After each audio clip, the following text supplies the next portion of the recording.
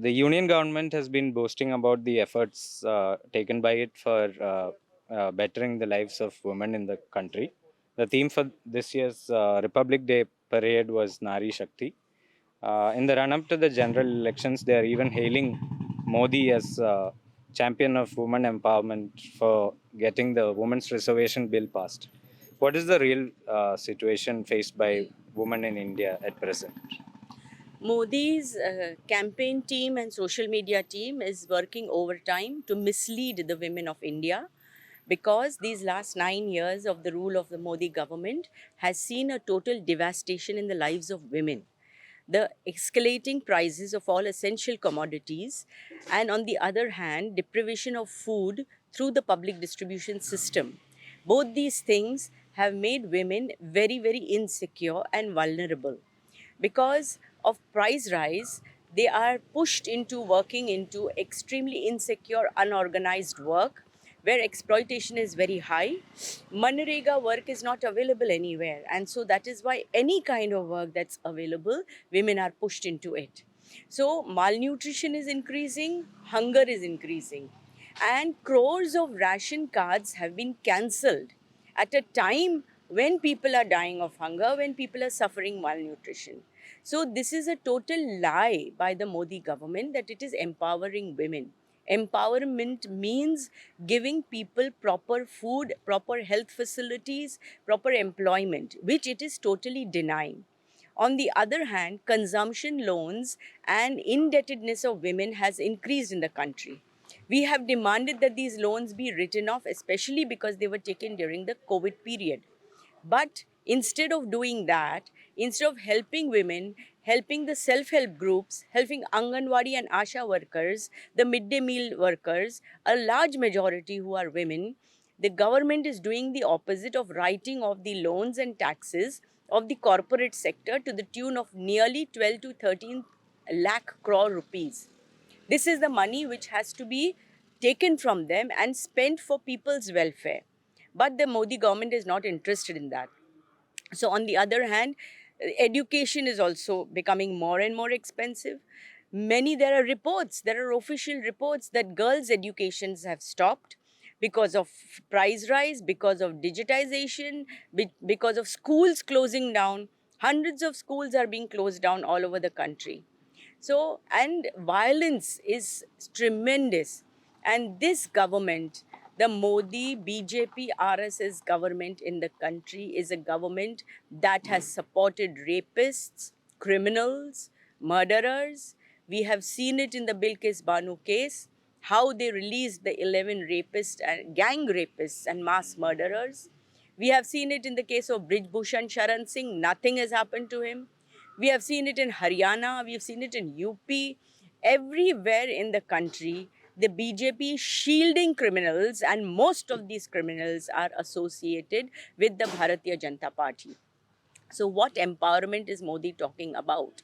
He is misleading, he is speaking lies, he is trying to frame women's mind along with these lies and in trying to play the communal and casteist card. You see what happened during the entire use of religion for political purposes. They are going into villages, into bastis, into mohallas, into cities, and trying to convince women to follow the absolutely regressive ideology which treats women as no equal human beings, not equal citizens.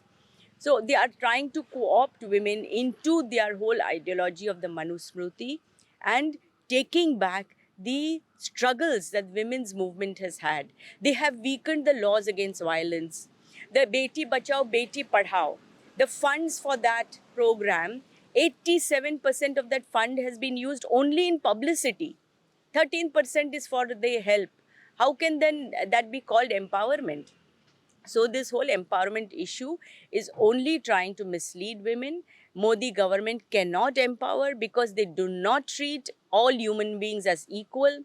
They believe in the caste system. They believe in strengthening violence, strengthening caste oppression and communal violence. So it can never talk of empowerment. It is trying to mislead and women of the country are not going to be misled. The All India Democratic Women's Association is holding meetings all over the country with along with all progressive secular democratic forces, and we are going to make women conscious of the uh, foolhardiness of this government, of the lies that this government is speaking, and of the danger to the country as a whole. So you have told us how the anti-women policies of the BJP government and their communal Hindutva ideology is linked. Could you tell us more about uh, what the All India Democratic Women's Association is doing to counter this, and how far has it been successful? Yes, at the ground level, the All India Democratic Women's Association has been continuously holding mobilizations for the right to food, the right to education. We have been having different kinds of programs to promote secularism, like we have had public meetings on the 26th of January in defense of our constitution. We have also, you saw in the Bilkis Banu case, EDWA was one of the petitioners in the public interest litigation for the right of Bilkis Banu and to put the criminals back in jail. We have been with the wrestling women who have suffered sexual harassment by the BJP leader. We have stood by them and we continue to stand by them. And we have mobilized women in a large way all over the country to protest for their rights. So during the Ujjwala gas, which the government had promised, that free Ujjwala gas, which is not to be seen anywhere now, we are taking up agitations, we are taking up programs for the supply of free gas, for the supply of proper ration. 5 kilo free ration they have announced, they are giving to some people, but the only 5 kilos is not sufficient. They need the public distribution system for that. So we are fighting for that also. The Manarega women we are organizing and demanding the right for work into the villages, in the rural areas. In the urban areas, we are fighting for the Urban Employment Guarantee Act. So there are different kinds of activities that the AIDWA is holding all over the country. And in the coming days, we will intensify these activities to mobilize women to save the country. Thank you, comrade.